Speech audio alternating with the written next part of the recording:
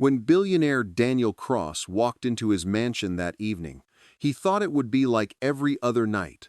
Quiet halls, soft lights, and the comfort of knowing his daughter was safe. But the moment his eyes landed on the living room, his body froze. There, in the middle of the cold marble floor, stood his 8-year-old daughter, wearing a faded maid's uniform, gripping a mop with small shaking hands. Her head was down, her shoulders pulled in, like she had done something wrong. When she looked up at him, tears filled her eyes and she whispered, "I'm sorry, Daddy." Behind her stood the woman he trusted with his home and his child, smiling calmly, as if nothing was wrong. In that silent moment, Daniel understood something terrible. The danger was not strangers or enemies. It was the person he had allowed into his family, and what he would uncover next would tear his world apart. Daniel Cross returned to his large home in Lakewood City as the sky slowly turned dark. He expected quiet comfort, maybe his daughter running to him, maybe warm light and peace. Instead, his steps stopped the moment he entered the living room. In the center of the wide floor stood his 8-year-old daughter, Mia. She was holding a wet mop with both hands. She wore a dull gray maid uniform that looked too big for her small body. Her head was down. Her hands shook. Water fell from the mop onto the floor in slow drops. Daniel's breath became heavy. He did not move. He did not speak. His eyes stayed fixed on Mia. She looked small, scared, and tired. Her shoulders were pulled in, like she was trying to make herself invisible. Behind her stood Vanessa Hale, the woman Daniel trusted to help raise his child. Vanessa was calm. She was smiling softly, like nothing strange was happening. That smile cut deeper than words ever could. "Mia," Daniel said quietly. His voice broke as it left his mouth. The sound made Mia flinch. She lifted her head slowly. Her eyes were wet and red. Her lips shook as she spoke. "I'm sorry, Daddy," she whispered. The mop slipped from her hands and hit the floor. The noise echoed through the house, loud and painful. Daniel rushed forward and dropped to one knee. He held her face with care, afraid even his touch might hurt her. "Why are you dressed like this?" he asked gently. "Who told you to wear these clothes?" Mia tried to speak, but her mouth opened with no sound. Before she could answer, Vanessa stepped closer. "You're home early," she said lightly. "It's not what it looks like." Daniel turned his head toward her slowly. His face stayed calm, but his body felt tight. "She is a child," he said. "She should not be working in her own home." Vanessa shrugged. "You make her weak," she replied. "She needs to learn effort." Mia clutched Daniel's sleeve tightly. "She said I should learn," Mia whispered. Daniel stood up slowly. He looked down at Vanessa. "You made her wear this?" he asked quietly. Vanessa looked away. "It's not serious," she muttered. Daniel knelt again and brushed Mia's cheek. "Go upstairs," he said. "Change your clothes. I will come talk to you soon." Mia nodded and picked up her old teddy bear. She walked toward the stairs slowly. She looked back once, fear in her eyes, before disappearing from view. The house felt colder when she was gone. Daniel turned fully toward Vanessa. "Tell me exactly what happened," he said. Vanessa crossed her arms. "She helped the workers," she said. "That's all." Daniel stepped closer. "Her hands are red," he replied. "She looks afraid." "Children do not look like that for no reason." Vanessa sighed. "You always blame me," she said. "I was trying to teach manners." Daniel turned away and looked out the tall window. The trees outside moved gently in the wind. "This house used to feel warm," he said. "Now it feels heavy." Vanessa said nothing. "No one controls my daughter," Daniel continued. "No one makes her feel small." Vanessa spoke softly. "You don't trust me," Daniel answered without turning. "I used to." That night, Mia sat on her bed, hugging her teddy bear. The maid uniform lay folded on the chair. She stared at it quietly. "I miss you, Mommy," she whispered. Downstairs, Vanessa stood alone in the living room. Her calm smile was gone. Her eyes were dark. "This house will listen to me," she whispered. Outside, fog rolled in from the lake, wrapping the home in silence. Something unseen had started to grow inside those walls, slow and dangerous. Morning came slowly to the Cross estate. Thick fog covered the lake and trees. Inside the house, silence felt heavy and wrong. Mia woke early and rubbed her eyes. They hurt from crying. She sat up and looked at the folded maid uniform on the chair. Her chest felt tight. She turned her face away and hugged her teddy bear. Downstairs, Vanessa walked through the living room holding a cup of coffee. She spoke on her phone with a calm voice. "He will forget," she said. "He always does."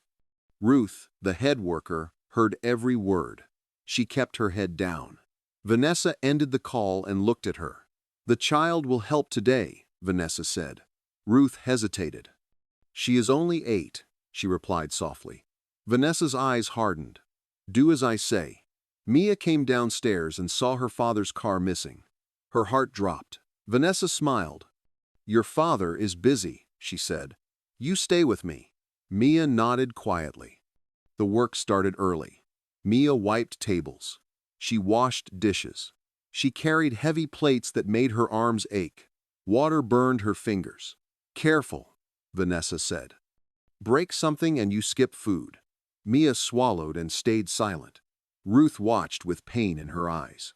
"This is wrong," she whispered. Mia forced a small smile. "If I help, maybe she will be happy." Ruth shook her head slowly. "Some people are never happy." By evening, guests arrived. Cars lined the driveway. Laughter filled the house. Vanessa pointed at Mia. "You will serve," she ordered. Mia picked up a silver tray. Her hands shook. When she entered the room, voices stopped. A woman whispered, "Is that his daughter?" Vanessa laughed. "Yes," she said. "She is learning manners." Mia placed glasses down carefully. One tilted. Vanessa leaned close. "Clumsy," she whispered. "Like your mother." Mia felt something break inside her. She kept her head down. When dinner ended, Vanessa clapped. "Clean," she said. Ruth tried to help. "Leave her," Vanessa ordered. Mia cleaned alone, while tears fell onto the floor. Hidden in the corner, a small camera light blinked. Night came quietly.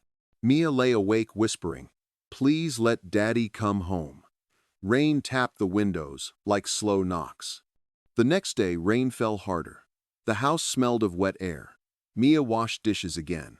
Her hands were red and sore. Vanessa's voice echoed. "Faster." By noon, a car engine sounded outside. Ruth ran to the window. "He's home," she whispered. Mia dropped the towel and ran. "Daddy," she cried. Daniel lifted her. He felt her hands. "Why are they like this?" he asked. Vanessa rushed in, smiling. "She helped," she said. Ruth stepped forward shaking. "She was forced," Ruth said. "And she was hit." Daniel froze. Vanessa shouted. "She's lying," Ruth pointed. The cameras saw everything. Daniel turned and pulled out his phone. He watched. His chest tightened. Vanessa's voice filled the room. Then the slap. Then Mia crying. Daniel closed his eyes. When the video ended, silence filled the house. Vanessa dropped to her knees. "I wanted respect," she cried. Daniel looked at her. "Love does not hurt children," he said. "Pack your things." Mia clung to him. "You're safe," he whispered. Outside, thunder rolled low as rain washed the ground. That night, rain covered the roof softly. The house felt different, lighter but tired. Mia lay beside her father on the bed. She held her teddy bear close. "Will you leave again?" she asked. Daniel shook his head. "No," he said. "I am here." Downstairs, Vanessa packed her bags. Tears ran down her face. Ruth stood nearby. "Love does not shame children," Ruth said quietly.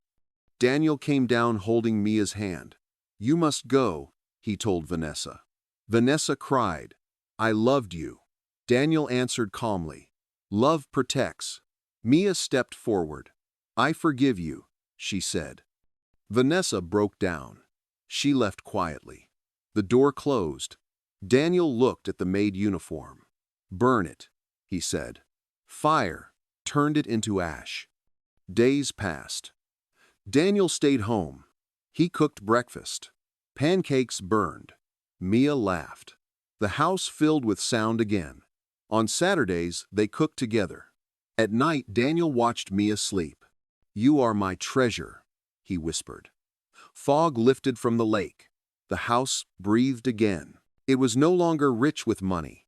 It was rich with love. Dear viewers, this story is a reminder that money can build big houses, but only love can make a home feel safe. A child does not need fear to learn, and no child should ever feel small in the place meant to protect them. Daniel chose his daughter over comfort, over pride, over silence, and that choice changed everything. Little Mia's pain teaches us that abuse does not always come with loud screams. Sometimes it hides behind calm smiles and quiet rooms. If this story touched your heart, tell us in the comments what lesson you learned and where you are watching from. Please like this video to help others find it. Share it with someone who needs hope today, and subscribe for more emotional stories that speak about love, truth, and protection. Remember this: real love does not control, it does not shame, and it never hurts a child.